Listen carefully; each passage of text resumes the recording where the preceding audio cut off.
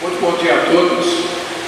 Vamos iniciar os trabalhos deste segundo dia do 25º Congresso Internacional do Interpoj, Instituto Internacional de Estudos de Política Judiciária. E o primeiro palestrante de hoje é Sua Excelência, o eminente advogado doutor Daniel Leon Bialski. Doutor Daniel Leon Bialski é criminalista, é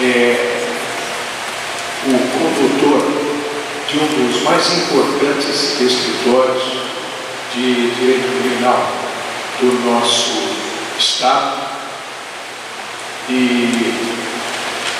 nesta condição de ser o condutor do mais importante ou de um dos mais importantes escritórios paulistas, evidentemente, eu estou falando também que é um dos mais importantes escritórios do Brasil. Sua Excelência tem uma grande tradição no meio jurídico. É mestre em processo penal pela Faculdade Paulista de Direito, Pontifícia Universidade Católica de São Paulo, e é filho de um grande advogado, doutor Hélio Bialski, que foi meu colega de turno na Faculdade de Direito da Universidade de São Paulo, e comigo se formou em 1972. Infelizmente, o doutor Hélio Bialski já não se encontra neste plano em que nós nos encontramos, mas a voz do Dr. Hélio Bialski ainda reverbera neste salão, porque aqui defendeu muita gente acusada da prática de um crime doloso contra a vida. Aqui, primeiramente, era a sede no singular, do Tribunal do Júri de São Paulo, e depois, com o crescimento da nossa cidade, passou a ser a sede do primeiro Tribunal do Júri de São Paulo. Porque houve necessidade de se fazer um segundo Tribunal do Júri, que era no quarto andar deste prédio, e era o lugar onde eu trabalhei, a tradição do meu irmão Rui, que era o dono deste avião aqui, fez o seu. O doutor Daniel Bialski é um dos advogados que nos dá mais trabalho lá na 6ª Câmara de Direito Criminal, porque é um profissional de extrema habilidade, e com a sua habilidade, com a sua sutileza de argumentação, vou usar uma expressão bastante popular, dá nó na cabeça da gente. Então, com a palavra, Sua Excelência, advogado doutor Daniel Leon Bialski.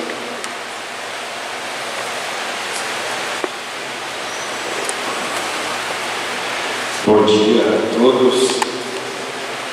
Antes de mais nada, quero agradecer as fraternas, queridas e carinhosas palavras do meu amigo de família, doutor Ricardo Cardoso de Mello, a quem eu tenho o privilégio de dizer, de conviver.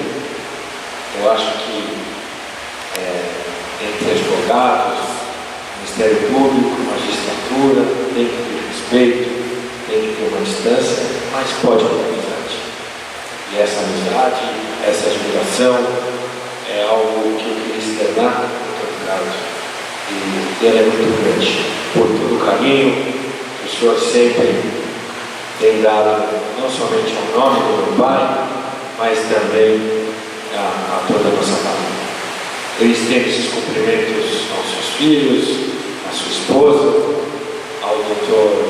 Raul Gavião de Almeida, aos demais palestrantes, ao Dr. Walter Deckert, ao Dr. Guido Palomba, ao Dr. João, ao Dr. Flávio, e cumprimento todos os demais presentes. Eu vou falar de um tema que é um tema recorrente, habeas corpus. Vou começar fazendo até uma brincadeira. O habeas corpus se tornou algo tão popular que, se eu pudesse, eu inventaria um habeas corpus para anular o jogo do Corinthians ontem. Porque nem com o árbitro de vídeo acertaram o lance. Mas, brincadeiras à parte, o habeas corpus é um instrumento muito importante. Eu fiz a brincadeira porque, conquanto seja advogado, conquanto milite de forma extenuante nos tribunais de São Paulo, no Brasil, eu acho que os advogados têm que ter um pouco de responsabilidade, porque a justiça está assoberbada de recursos, a justiça está assoberbada de pedidos de habeas corpus, e isso traz um prejuízo gigantesco à própria justiça e às pessoas que precisam dessa justiça. Eu li há pouco tempo atrás que o habeas corpus se tornou uma verdadeira panaceia. Você pode entrar com habeas corpus para tudo. Você entra com habeas corpus para soltar alguém, você entra com habeas corpus para anular, você entra com habeas corpus, por exemplo, outro dia entra com habeas corpus direito do nosso ex-presidente Lula dar uma entrevista. Mas o habeas corpus é algo muito importante. A palavra habeas corpus, para quem não sabe, vem do latim, significa tome o seu corpo. Historicamente falando, o habeas corpus ele vem da época romana, quando haviam debates, disputas a respeito de terrenos ou a respeito de questões envolvendo violência entre outros. Se exigia a presença de alguém que estava envolvido nisso. Este habeas corpus tome o seu corpo, ou seja, convoque o seu corpo para o julgamento. Essa foi a primeira vez na história que aparece a palavra habeas corpus. Depois disso, a Constituição inglesa traz vários exemplos a respeito da introdução do habeas corpus, o devido processo legal. Se começa a introduzir o habeas corpus e ligar o habeas corpus à necessidade de proteger o bem maior, que é a liberdade, e proteger este bem maior contra prisões ilegais. Depois disso, a Carta Americana incorpora o habeas corpus e fala writ habeas corpus. E é daí que comumente se usa aqui no Brasil, inclusive, a palavra writ. Writ significa ordem de habeas corpus, ou seja, você quer que o tribunal, um juiz, uma corte, te dê uma ordem para te proteger de um mal, para te proteger de um constrangimento, para te proteger de um abuso, ou para evitar que isso tudo aconteça. Aqui no Brasil, o habeas corpus é introduzido em 1832, mas passa somente a ser incorporado na Constituição de 1891. E o habeas corpus, apesar de toda a sua excelência, viveu momentos muito complicados aqui no Brasil. Na ditadura, o AI-5 deixava expresso ali que não se podia impetrar habeas corpus contra a ordem dada pelo governo da ditadura, contra prisões políticas, contra prisões contra a economia e outros atos que afrontassem a ordem social. Aquele foi talvez o pior momento da história em termos de justiça. Pessoas eram presas, pessoas eram torturadas, pessoas eram julgadas e não tinham nenhum habeas corpus para poder se socorrer. Hoje o habeas corpus tem as suas disposições muito bem colocadas no Código de Processo Penal, quando o processo for nulo, quando faltar justa causa, quando for uma prisão ilegal, quando uma condenação estiver prescrita. Mas a grande discussão que eu pretendo trazer aqui tem muito a ver com o tema crime, impunidade e defesa social.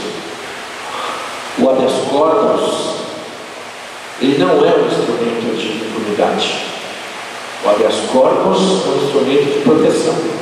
E aqui eu tenho o doutor Ricardo, o doutor Gavião, que devem julgar semanalmente centenas de habeas corpus e sabem analisar muito bem as situações que é cabível no capítulo. Eu tenho muita preocupação porque compareço semanalmente ou diariamente nas câmaras do tribunal e vejo dezenas, centenas de pedidos que não são nem conhecidos. O Supremo Tribunal Federal tem um acordo muito famoso que foi relatado pelo ministro Aurélio, e o ministro dizia que quando alguém pede um habeas corpus, ele lia aquele pedido com o olhar do próprio paciente. Porque se alguém estava dizendo que estava sofrendo um constrangimento ilegal, ele queria tentar se colocar dentro daquela situação para ver se efetivamente ela era passível ou não de correção. E ele prosseguia, dizendo que quando ele sempre lia o habeas corpus com a intenção de concedê-lo, e a partir daí criar mecanismos e óbices para saber se iria ou não iria determinar a soltura, a suspensão ou a anulação daquela causa. Mas como eu disse, o habeas corpus está sendo muito mal usado, muito mal usado. E como advogado eu posso falar com toda a liberdade do mundo, porque tenho me vigiado, tenho sido vigilante, coordenando o meu escritório, justamente porque o advogado faz parte da âmbito da justiça. E como parte integrante, não se pode se falar uma coisa e se fazer outra coisa. Eu acho que isso é uma questão de princípio. Hoje, como se sabe, o habeas corpus, eu fiz a brincadeira, mas é verdade, infelizmente, serve para tudo. Senta com habeas corpus para pedir redução de pena. Senta com habeas corpus para pedir, para progredir de regime. Senta com habeas corpus para pedir para ouvir uma testemunha ou até para tentar reverter uma condenação. Ele não serve para isso. E isso, os leigos, é por isso que a imprensa, é por isso que a opinião popular tem criticado tanto o exame dos habeas corpus perante as cortes superiores. Eu tenho um número aqui que eu fui pesquisar. O Superior Tribunal de Justiça e o Supremo Tribunal Federal analisam perto de 20 mil pedidos de habeas corpus no ano. O Tribunal de Justiça aqui deve examinar até mais. Mas o grande problema está na legislação. Por que está na legislação? Porque o Supremo Tribunal Federal, em alguns momentos, ele dizia: pode ser dado habeas corpus a qualquer momento, em qualquer instância, independente da causa de pedir, até porque o habeas corpus pode ser feito, pode ser concedido de ofício. No outro momento, o Supremo Tribunal Federal vem e diz o seguinte, dito uma súmula 691, diz: não podemos entrar mais com habeas corpus, porque só pode entrar depois que as cortes anteriores examinarem o pedido final. Aí o Supremo muda sua composição e fala: não, pode entrar a hora que quiser, sobre o que quiser, no momento que quiser. E é por isso que tanto se discute essas questões relacionadas a pode prender depois do julgamento de segunda instância? Não, não pode prender. Tem ministro que manda prender, tem ministro que manda multar. O pleno diz: tem que prender. E se está esperando para maio ou abril do ano que vem, se julgar de novo, se manda prender ou não manda prender. Aí vamos ter de novo uma avalanche de pedidos.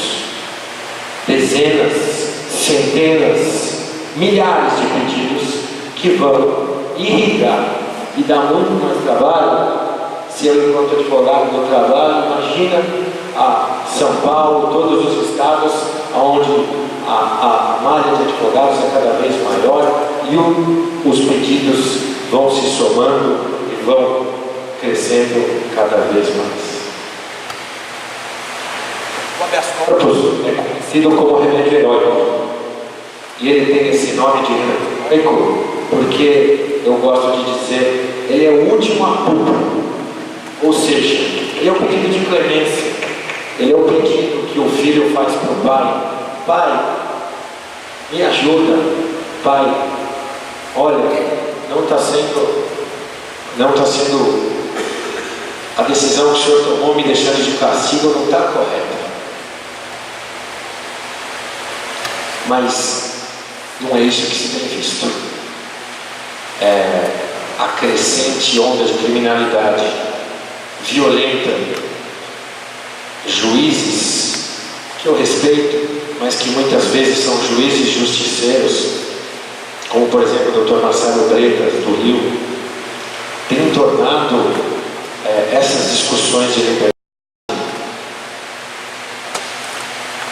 não tão sérias como elas deveriam. Existem casos em que a prisão é necessária, existem casos em que a prisão não é necessária. É por isso que existem pessoas vocacionadas, como juízes, como os embargadores, tão bem aqui representados, que vão analisar estas questões. O que não se pode é generalizar. E é isso que se tem visto muito. Estão generalizando as situações, estão generalizando as prisões, e a partir disso estão generalizando a própria atuação da defesa, que nada mais faz do que tentar o reconhecimento por aquele constrangimento, por aquele abuso que a família está sofrendo e que o seu cliente ou a sua cliente está sofrendo com tudo aquilo. Isso gera impunidade?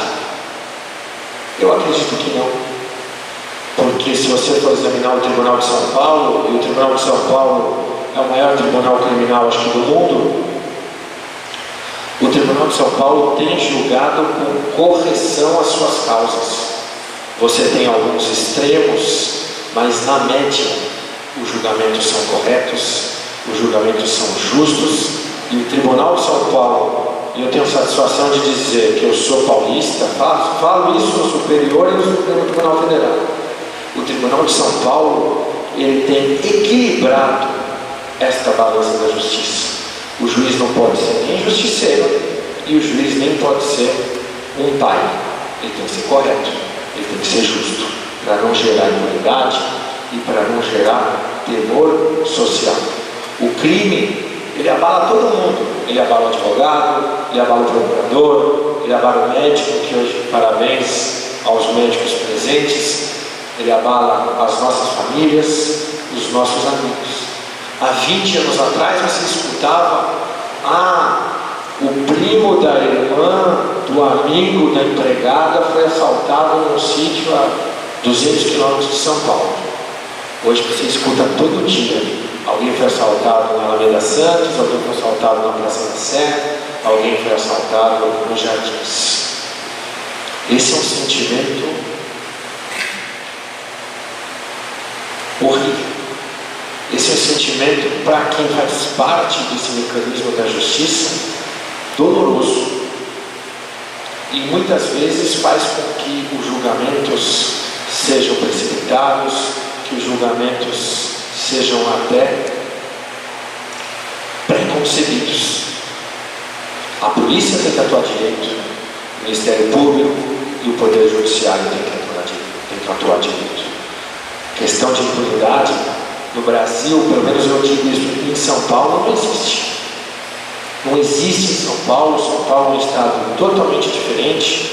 Tenho pena dos extremos que estamos vivendo no debate político, mas eu tenho certeza que, independente de quem for o presidente eleito ou o governador eleito, a população e o legislativo vai se cercar e vai se blindar para que ao menos os princípios sejam preservados.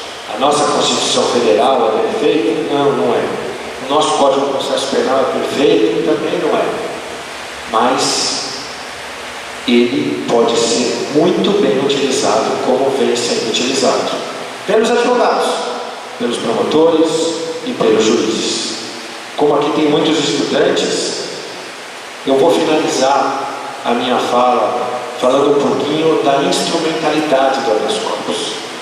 Você pode entrar com habeas corpus, dizia o Dr. Marcelo Fortes Barbosa, já falou isso várias vezes em sustentações orais que eu fiz, que habeas corpus você pode fazer no papel de padaria. Você pode pegar um papel de padaria, fazer seu pedido. Se você tiver razão, um juiz vai te dar essa razão. Então ele pode ser feito por qualquer pessoa e pode ser feito por escrito e hoje em dia na modalidade digital. O habeas corpus ele tem que conter o ato coator, ou seja, o que você está reclamando, o que fizeram para você reclamar. O habeas corpus ele tem que conter também a cidade, o juiz, o número do processo, para que quem for examinado possa se certificar que o que você está alegando realmente tem pertinência. O habeas corpus também ele tem que ter uma documentação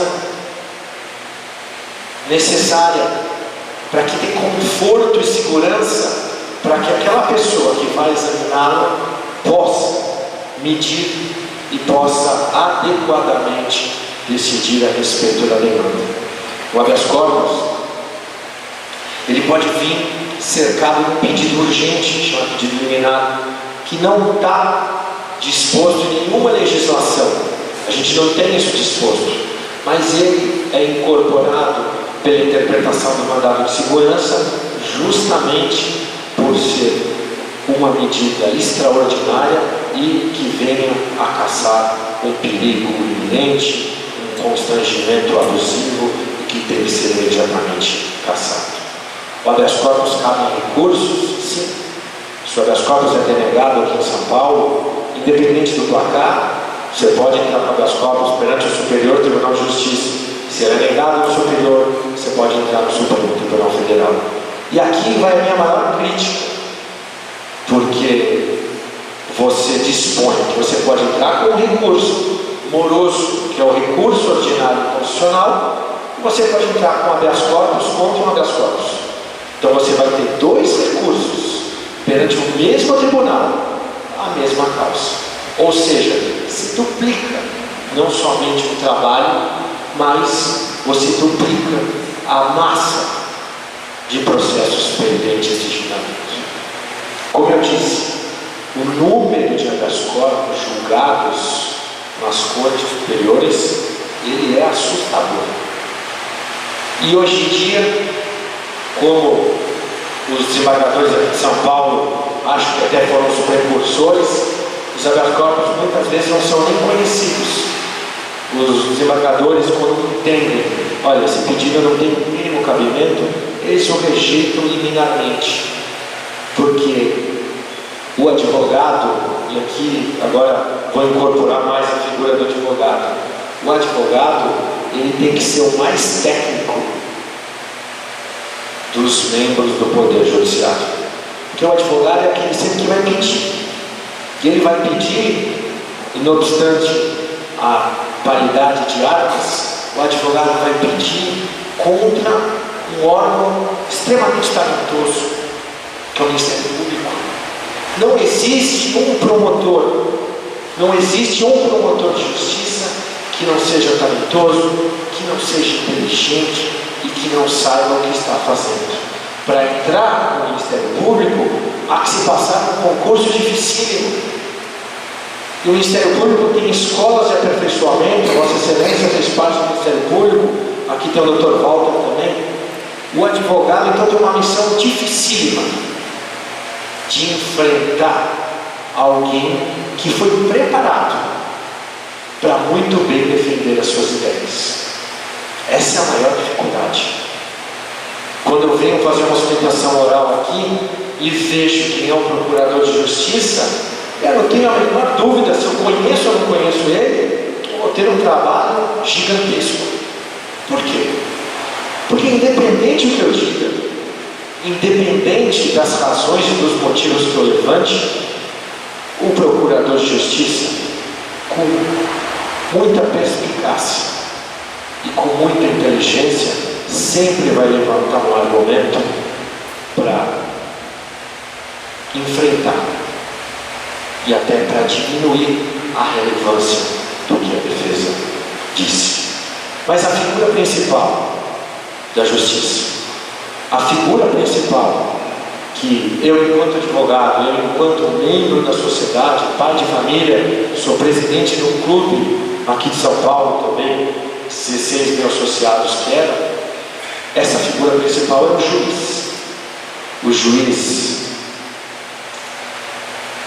é aquele, vou chamar assim, ente abnegado, vocacionado para dirimir situações extremas. Não é fácil se julgar o semelhante. Não é fácil se examinar uma questão de alguém que está pedindo para ser colocado em liberdade porque foi devidamente preso. E não é fácil se absolver ou condenar alguém tendo que examinar as provas e a partir disso chegar a uma solução. É por isso que o Velho Testamento diz que o julgamento só cabe a Deus. Mas aqui na terra, aqui entre nós, os juízes são aqueles braços. Os juízes são, eu posso dizer, aquelas pessoas abençoadas que vão nos proteger, nos dando defesa social, combatendo o crime e combatendo a impunidade, mas sempre lembrando do sentimento de justiça.